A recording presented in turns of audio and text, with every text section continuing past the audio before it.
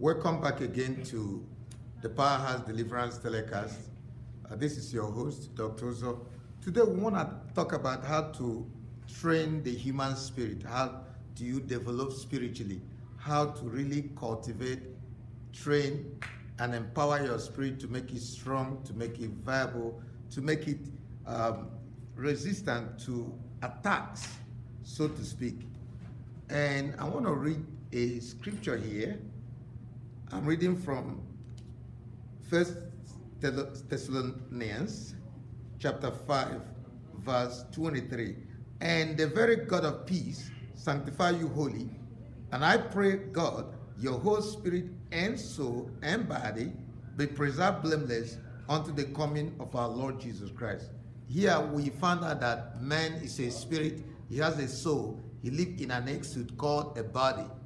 Now, you are an eternal spirit. You are spirit man.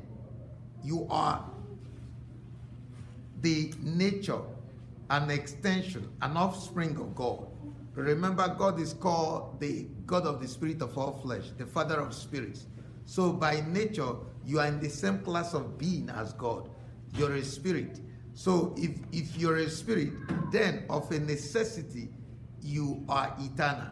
You are fortified in God. So we have to know how to train the human spirit, just like you can train the human body and the human mind. You can as well train the spirit. You can fortify the spirit. You can actually solidify the spirit and build your spiritual capacity, so to speak. Now, how do you build your spiritual capacity? We have 5 cardinal points to build your spiritual capacity. And number 1, of course, is to feed on the Word of God.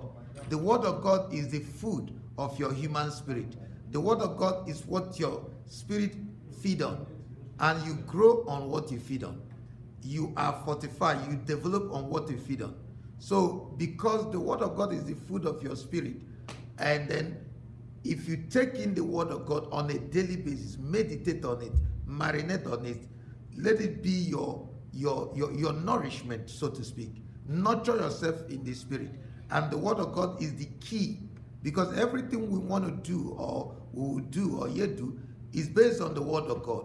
So the Word of God is not only food, but it's also our tool for spiritual warfare. Now, how do we train the human spirit? Meditate on the Word. Not just reading the Word, not just studying the Word, but you have to chew it. You have to stay on it. You have to think and ponder over it again and again, just like the cow chews cud. We call it rumination. You have to muse over it. You have to think deeply. You have to ponder in the scripture, because you don't just want to read the scripture. You want to dwell on it. You want to think deeply on it. And because of that, that's the first step. In fact, you can never develop spiritually or develop spiritual wisdom without feeding on the Word of God. Remember the old song that says, read your Bible, pray every day if you want to grow. So reading the Bible, studying the Bible, meditating on the scripture, marinating on the scripture makes your spirit man to be study. By study, I mean STURDY. It makes it to be solid. It builds your spiritual aura or capacity beyond the auritic body, because everything you have in the spirit, you also have it in the natural. So you have your spiritual body, and you have to grow it. You have to become Arnold Schwarzenegger of the spirit realm. You have to build your spiritual muscles. You have to build your spiritual prowess and power. And the Bible says, be strong in the Lord and the power of his might. Well, how do you become strong in the Lord?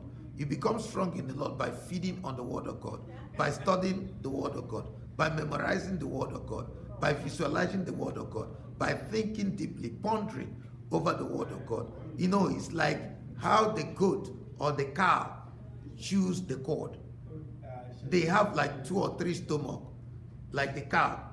If you chew grass, a piece of grass, it will chew it very well and extract all the nutrients, extract the minerals, extract the phytonutrients, extract the vitamins, extract the other essential elements that the body needs to function, that the body needs to do its daily work. in terms of physiology, in terms of structure, in terms of anatomy, in terms of building strength and inner capacity, what I call inner technical resilience. So now you find out that when you feed on the word, like chewing the cord, what happens is that after the cow or the goat has chewed the piece of grass for a while, they will swallow it and then exgurgitate it. It's not regurgitation because this one is intentional. They bring it back again to chew it again and again to extract all the nutrients, to make sure that they squeeze it, milk it, and then take all the nutrients, all the chlorophyll, all the essential nutrient that we don't even know that the cow needs, but it's there for them because they know the body needs that nutrient. Well, the same thing with the word of God. That's how we feed on. That's how we grow. That's how we mature. That's how we build inner strength. That's how we develop spiritually, so to speak. Now, the second step and the second thing we need to do, apart from the word of God, which is the foundation and which is the focus, is that we really, really need to meditate on the word. From there we can take it to prayer. Now, prayer is the key. The reason is that as you pray, you connect back to God. As you pray, you liaise with God. As you pray, you allow the Holy Spirit to link up with God, who is also spirit, and yours. Human spirit is also spirit. It came from God. That's how to re-establish connection. That's how to re-establish contact and communication with God. And when you do that, marry it with prayer, not just prayer.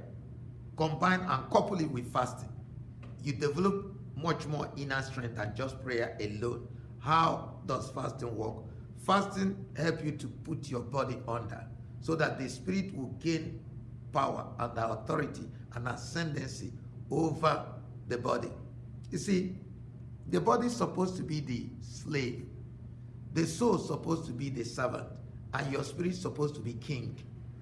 But in a lot of people, the trend is the reverse. Their body rules them. That's why we call it carnal. Carnal means to be body ruled. And the soul is kind of dormant, it's neutral, it's dragging things. Either you go spiritually or you go physically or flesh-wise. And then the spirit has been chained, emasculated, and dormant. And it's like the spirit is the slave. But by right, when you begin to develop the human spirit through prayer and fasting, which bring the body under, the human spirit now gain dominion, gain ascendancy, gains authority, begin to play its dominant role as the leader, as the ruler, as the director of your whole entire being. Because that's where the Holy Spirit lives. That's the center core of your life. That's the who in you that makes you who you are.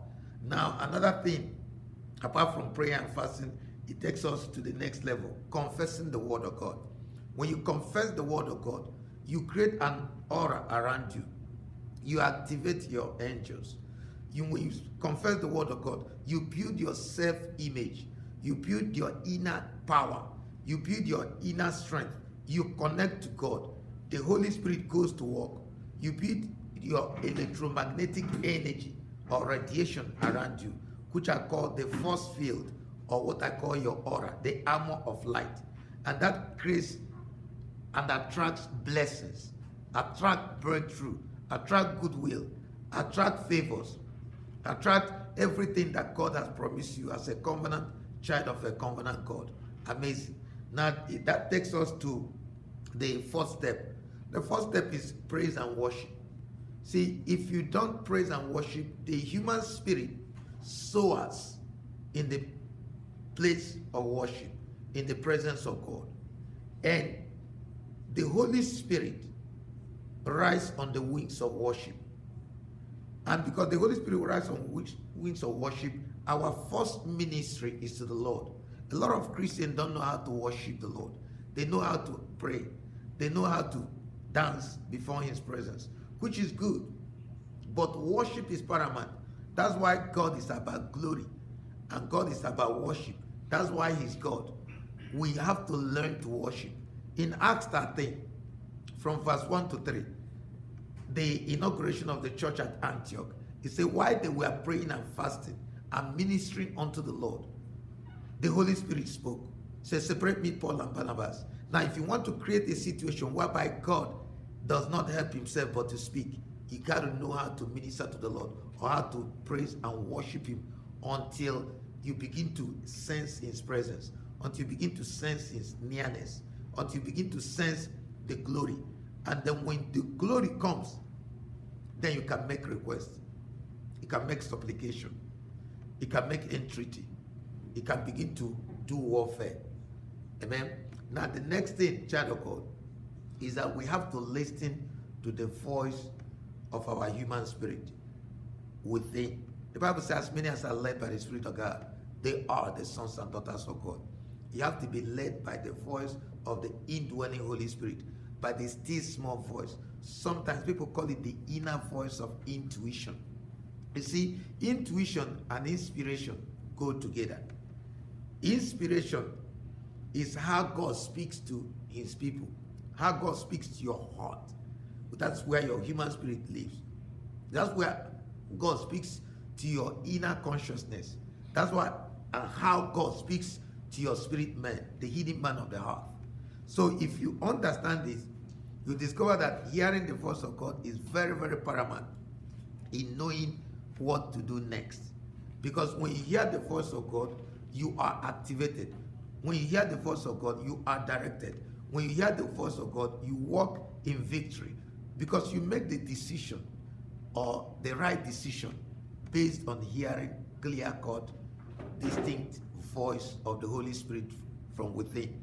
And if you don't do the first 4 steps, this 5th step will be a problem. Because the word of God is very, very paramount. So if you notice, all the steps still involve the word of God. You meditate on the word of God. You pray the word of God. You know, I didn't mention that because when we want to pray, we don't just pray anyhow. We don't just want to pray haphazardly. We don't just want to pray amiss or misfire prayer bullets or prayer points. We have to pray on target. We have to pray the mind of God. We have to pray the perfect will of God. We have to pray the word of God. We have to pray the principles of God. We have to pray the promises. Because God's word has the aura, has the power, has the electromagnetic energy on the presence of God for its fulfillment. Remember, the Bible says Jesus Christ did not speak anything except the word of God. And because of that, the Lord God Almighty gave him the Spirit without measure.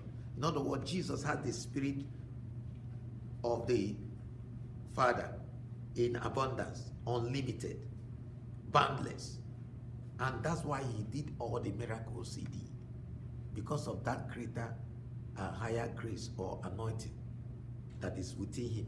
And that's why he spent time with the Father, praying, meditating on the word, you know. And then finally, something again that I remember that will help you build your spirit like crazy is taking Holy Communion.